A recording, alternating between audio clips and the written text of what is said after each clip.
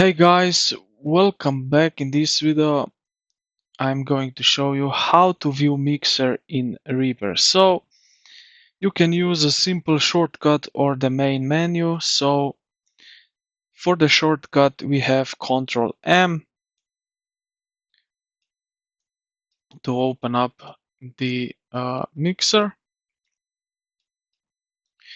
On the menu method, go to the top menu bar and select View, and then click on Mixer right here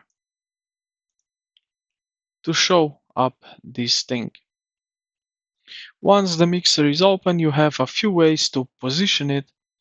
So yeah, you can play with that. This layout for me is uh, nice, so I will leave it like that.